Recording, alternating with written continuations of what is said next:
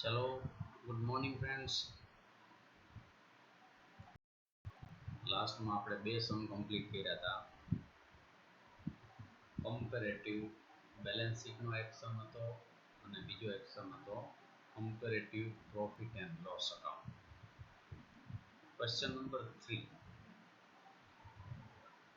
following are the particulars of income statement of Vikrant Limited,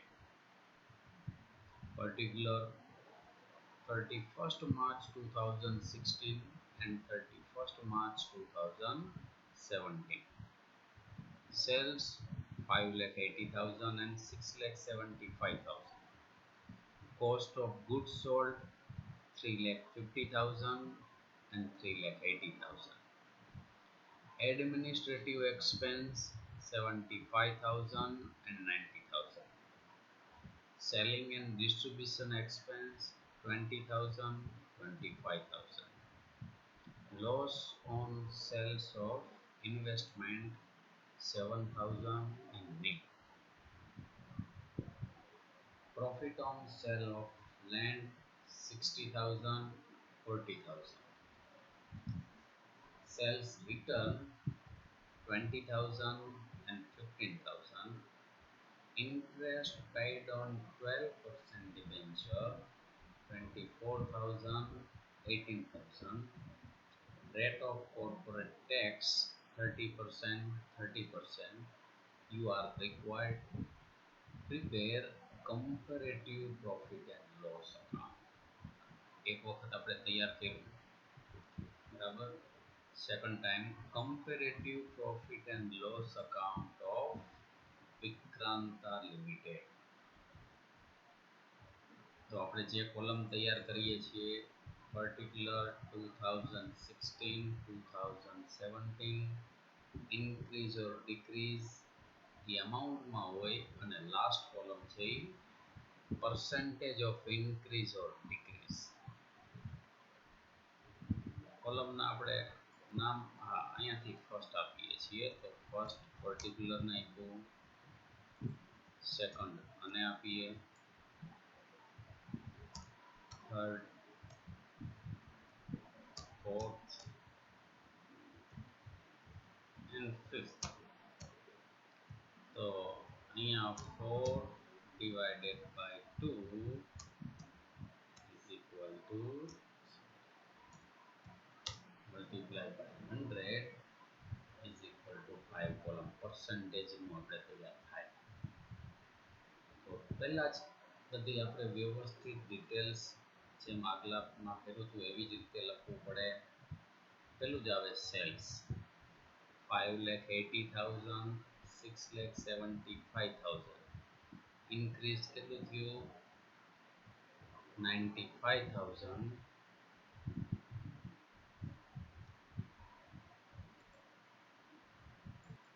તો પર્સન્ટેજમાં increase થાય છે 16.38। કઈ રીતે કરવાના, કેલ્ક્યુલેટરમાં કરવાના, એને ડિવાઈડ કેટલા કરવાના 5,80,000 મલ્ટીપ્લાય બાય 100, 95,000 ભાગ્યા 580 ગુણ્યા 100। આ કોલમને ભાગ્યા આ કોલમ કરવાનું અને ગુણ્યા 100। Less sales return 20,000 and 15,000, 5,000 decrease થાય છે પર્સન્ટેજમાં 25। હવે પર્સન્ટેજ આવડે ને બધાને, 5,000 divided by 20,000 multiply by 100। Less કરીએ તો આપણને જો સેલ્સ રિટર્ન છે તો નેટ સેલ્સ મળે 5,60,000 and 6,60,000। ઇન્ક્રીઝ થયું પ્લસ 1 લાખ અને પર્સન્ટેજમાં પ્લસ 17.85। પછી સેલ્સમાંથી લેસ કોસ્ટ ઓફ સેલ્સ કરીએ એટલે આપણને ગ્રોસ પ્રોફિટ મળે। તો કોસ્ટ ઓફ સેલ્સ આપણને 3,50,000 અને 3,80,000 આપેલી છે। ઇન્ક્રીઝ થાય છે પ્લસ 30,000, પર્સન્ટેજમાં ઇન્ક્રીઝ થશે 8.75। મેં કીધું એમ ક્યાંક પર્સન્ટેજમાં કદાચ ઉતાવળમાં કંઈક પોઈન્ટમાં વેરિયન્સ આવે તો તમારે કરેક્શન કરી નાખવાનું। તો સેલ્સમાંથી કોસ્ટ ઓફ સેલ્સ લેસ કરી તો 2,10,000, અહીંયા તમે લેસ કરો તો 2,80,000. 210 માંથી 280 થયા તો 70,000 પ્લસ થયા, પર્સન્ટેજમાં 33.33. Less operating expense. ઓપરેટિંગ એક્સપેન્સમાં કયા આપેલા છે તો કે administrative, selling and distribution and interest on debenture. તો 2016માં આપેલા છે 75,000, 20,000 and 24,000. ટોટલ ઓપરેટિંગ એક્સપેન્સ 2016ના થાય છે 1,19,000. 2017 તમે જુઓ તો 90,000 administrative, selling and distribution 25 and interest on debenture 18,000. Total થાય 1,33,000. હવે ઇન્ક્રીઝ ડિક્રીઝ જોઈએ તો પહેલામાં 75,000 and 90,000 પ્લસ 15,000, પર્સન્ટેજમાં પ્લસ 20. સેકન્ડમાં જોઈએ તો 20,000 માંથી 25,000 થયા તો પ્લસ 5,000, પર્સન્ટેજમાં પ્લસ 25. 24,000 માંથી 18,000 થયા, ડિક્રીઝ થયા 6,000, માઇનસ 6,000 તો માઇનસ 25.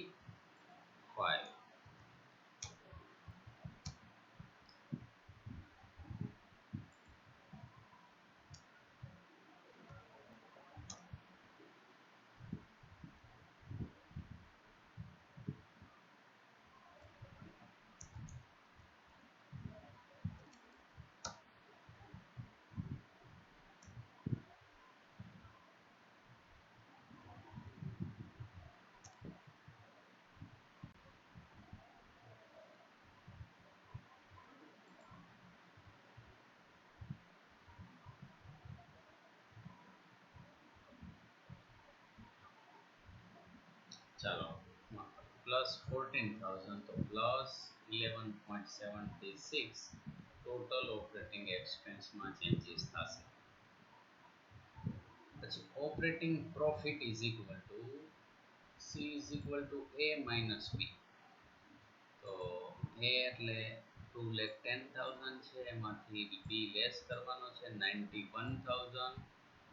2017માં 1,47,000 તો ઇન્ક્રીઝ થયા પ્લસ 56,000, પર્સન્ટેજમાં plus 61.54. Add other income. Other ઇન્કમમાં profit on sales of land 60,000 and 40,000 તો ડિક્રીઝ થાય છે 20,000, માઇનસ 33.33. લેસ કરો તમે, એડ કરો 91,000 પ્લસ 60,000 એટલે આપણને મળે પ્રોફિટ બિફોર ટેક્સ 1,51,000 અને 2017માં 1,87,000 તો ઇન્ક્રીઝ પ્લસ 36,000, પર્સન્ટેજમાં plus 23.84. Less income tax. Income tax 45,300 જો 30% કીધા છે, એ આપ્યા નથી તો આના તમારે 30% કરવાના. પ્રોફિટ બિફોર ટેક્સ આવ્યા છે 45,300 અને આના 30% કરો તો 56,100.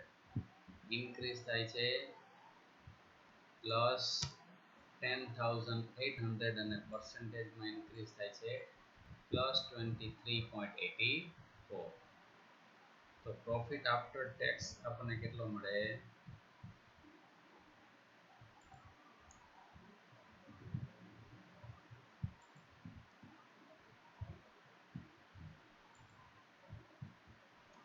$1,05,700, $1,30,900. Increase 25,200 and percentage-માં 23.84. પ્રોફિટ આફ્ટર ટેક્સ આપણને લેસ. લોસ છે એ લાસ્ટમાં લેસ થાય એટલું યાદ રાખવાનું. Loss on sales of investment 7000, આમાં 0 છે તો પ્લસ 7000 તો 100%, બરાબર. તો 1,05,000, આમાં કદાચ પર્સન્ટેજ તમે ન લખો, એકાદી ડેશ વેલ્યુ આપેલી હોય તો પણ ચાલે હો, ડેશ કરી નાખો તો પણ ચાલે, તો એની કમ્પેર કરવાની ન થાય. 7,000 ડેશ એટલે કે 0 પ્લસ ઇન્ક્રીઝ 7,000 100%. તો લેસ કરી નાખો તો નેટ પ્રોફિટ આપણને આમાંથી આ લેસ કરી નાખો તો 98,700, આમાંથી આ લેસ કરી નાખો તો 1,30,900, ઇન્ક્રીઝ તમે જો તો પ્લસ 32,200 એન્ડ પર્સન્ટેજમાં ઇન્ક્રીઝ પ્લસ 32.62, બરાબર છે. તો આ રીતના સમ છે એ સહેલા પડે. હજી આપણે કમ્પેરેટિવના હજી એક બે દાખલા લઈ લઈશું, પણ પ્રોફિટ એન્ડ લોસ અકાઉન્ટ કરતાં બેલેન્સ શીટની પૂછાવાની શક્યતા વધારે.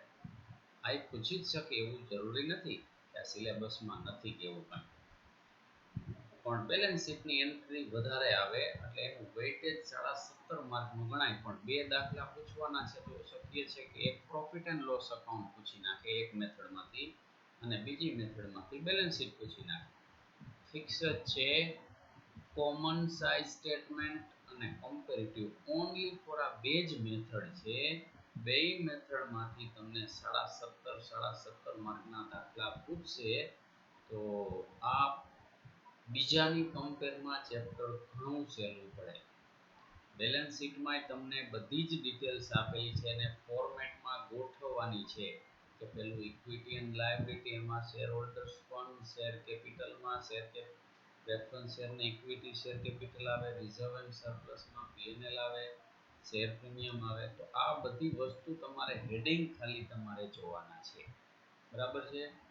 અને પ્રોફિટ એન્ડ લોસ અકાઉન્ટમાં ફિક્સ છે કે સેલ્સ, જો આમાં રિટર્ન હતું, આગલામાં તો રિટર્ન નહોતું, માઇનસ રિટર્ન કરી નાખો નેટ સેલ્સ મળી જાય, એમાંથી લેસ કોસ્ટ ઓફ સેલ્સ કરો એટલે જીપી મળી જાય, લેસ ઓપરેટિંગ એક્સપેન્સ જેટલા આપેલા છે એ લખી નાખો, ઓપરેટિંગ એક્સપેન્સ લેસ કરો એટલે તમને ઓપરેટિંગ પ્રોફિટ મળે, બરાબર.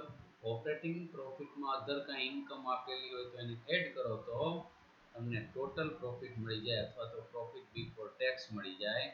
એમાંથી લેસ ટેક્સ કરી નાખો તમે તો પ્રોફિટ આફ્ટર ટેક્સ મળે. અને જો કાંઈ લોસ એસેટ સોલ્ડ કરેલી હોય અને લોસ થયો હોય એ તમે લેસ કરી નાખો એટલે નેટ પ્રોફિટ મળી જાય.